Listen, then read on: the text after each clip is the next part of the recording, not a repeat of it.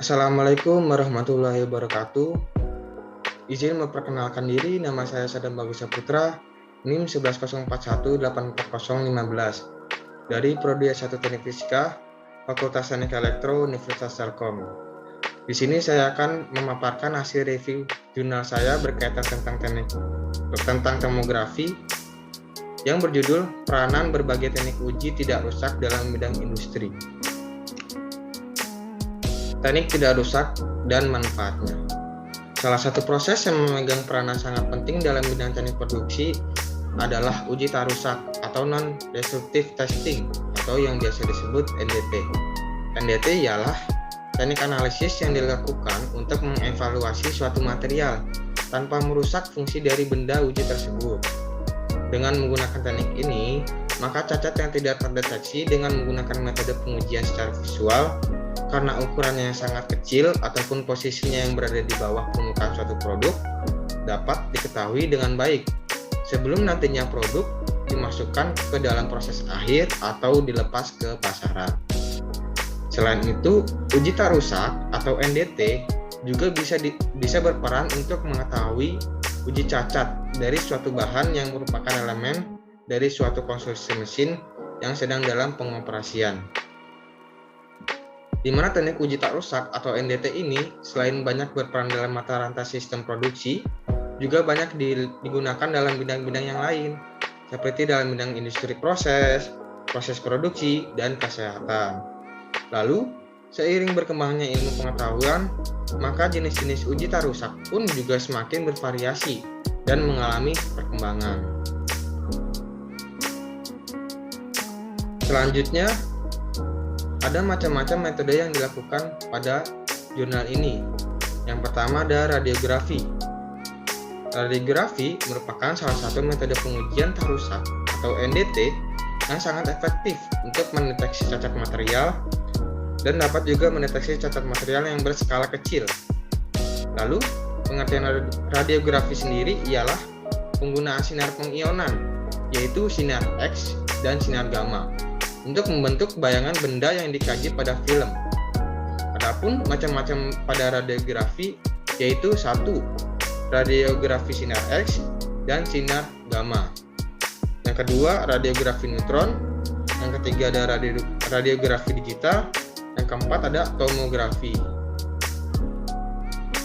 Selanjutnya, yang kedua pada metode ini yaitu metode ultrasonic atau ultrasonic testing, di mana ultrasonic testing adalah teknik menggunakan media gelombang ultrasonik atau gelombang suara yang mempunyai frekuensi tinggi di atas 20 kHz. Ultrasonic testing ini dapat digunakan untuk mendeteksi dimensi benda kerja dan kecacatan ataupun porositas pada benda kerja atau spesimen. Gelombang ultrasonik dapat dihasilkan dengan dua cara, yaitu dengan fenomena piezoelektrisitas dan magnetostriktif. Interaksi gelombang ultrasonik dengan suatu benda terdapat 3 cara, yakni pantulan, serapan, dan transmisi. Untuk gelombang ultrasonik, informasi dapat diperoleh dari gelombang yang ditransmisikan serta dipantulkan oleh permukaan.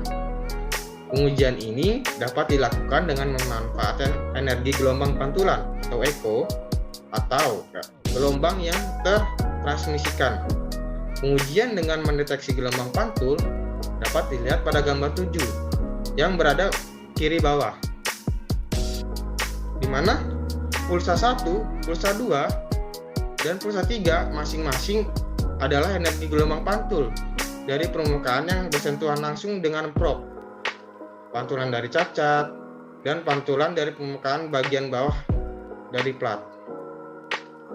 Pada saat tidak ada cacat pada plat, maka pulsa yang akan tertampil pada layar adalah hanya pulsa 1 dan pulsa 3.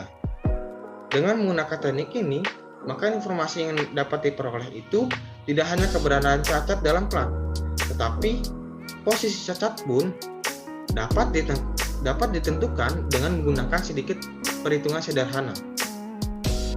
Untuk pengujian atau pengukuran ketebalan plat dapat digunakan metode transmisi, seperti yang diperlihatkan pada gambar 8 kanan yang berada di kanan bawah. Hasil pengujian pada saat tidak terdapat cacat, maka yang tertampil pada layar pulsa nomor 1.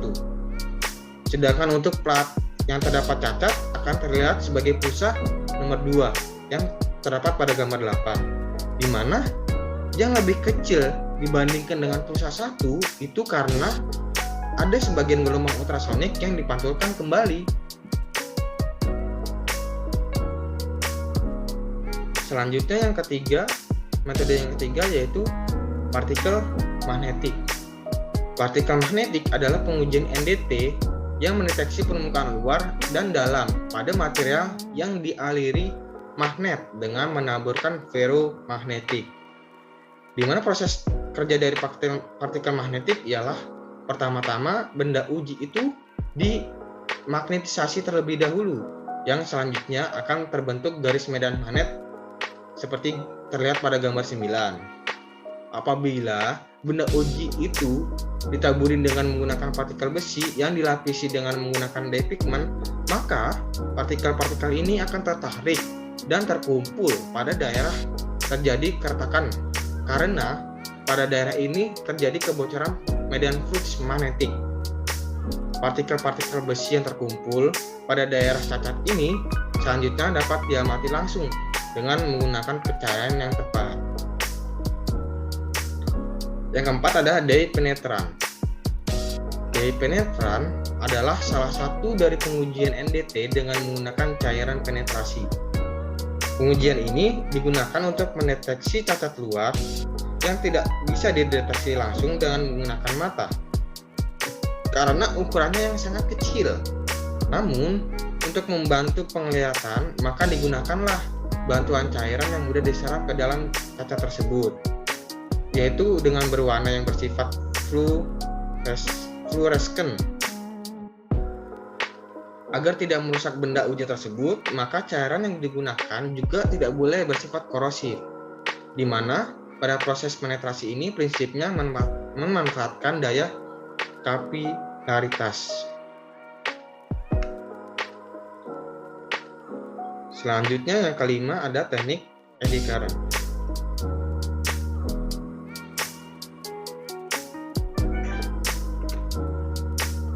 Teknik eddy current adalah salah satu pengujian NDT dengan menggunakan kumparan yang terdiri yang dialiri listrik.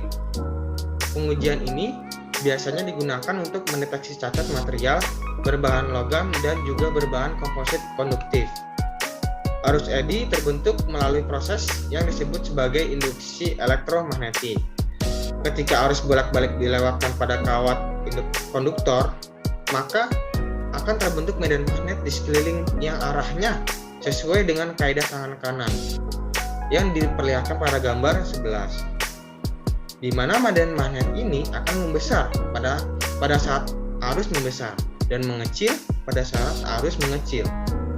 Apabila bahan konduktor listrik didekatkan pada probe penghasil medan magnet tersebut, maka akan terjadi efek balik yang melawan penyebab awalnya, yang terlihat pada gambar 12. Medan magnet yang menembus konduktor yang nantinya akan menghasilkan arus eddy yang merupakan arus induksi. Ada 3 hal yang mempengaruhi besarnya arus eddy yang terbentuk, yaitu konduktivitas listrik bahan, permeabilitas magnetik bahan, dan kuantitas bahan pada sekitar kumparan. Selanjutnya, informasi kekuatan arus eddy ini ditentukan dengan mengukur perubahan tegangan atau arus yang mengalir pada kumparan tersebut. Kekuatan arus eddy akan mengubah impedansi listrik atau Z pada kumparan. Lalu impedansi kumparan itu terdiri dari tahanan listrik atau R dan reaktansi induktif atau XR yang ditunjukkan pada gambar 13, di mana fenomena secara umum untuk arus bolak-balik yang mengalir pada suatu kumparan berbentuk loop yang didekatkan pada kumparan yang lain. Maka arus pada kumparan pertama akan menginduksikan medan magnet pada kumparan kedua, sehingga timbul arus induksi yang arahnya melawan arus pada kumparan pertama. Adanya cacat pada bahan uji akan mengakibatkan menurunnya arus eddy, sehingga perubahan arus atau tegangan pada kumparan ketika kumparan didekatkan pada benda uji yang ada cacat dan tidak ada cacat akan berbeda. Perbedaan inilah merupakan tanda adanya cacat pada benda uji. Arus eddy pada benda uji tanpa cacat dan dengan cacat dapat dilihat pada gambar 14.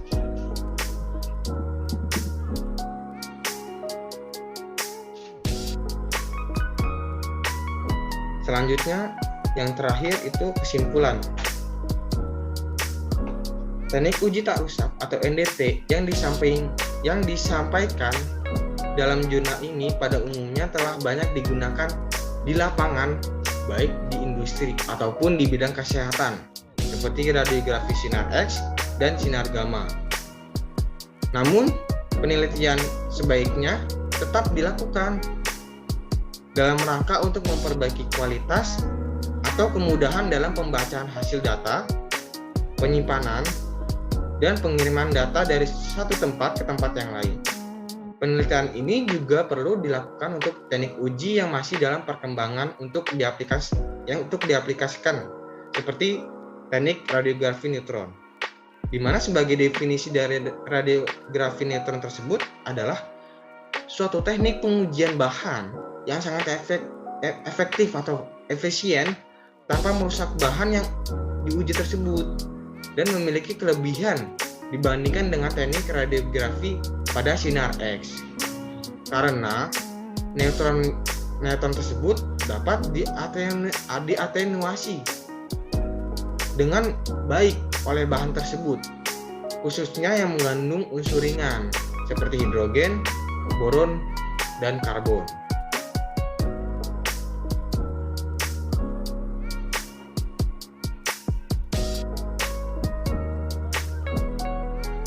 Sekian dari saya, kurang lebihnya mohon maaf. Assalamualaikum warahmatullahi wabarakatuh.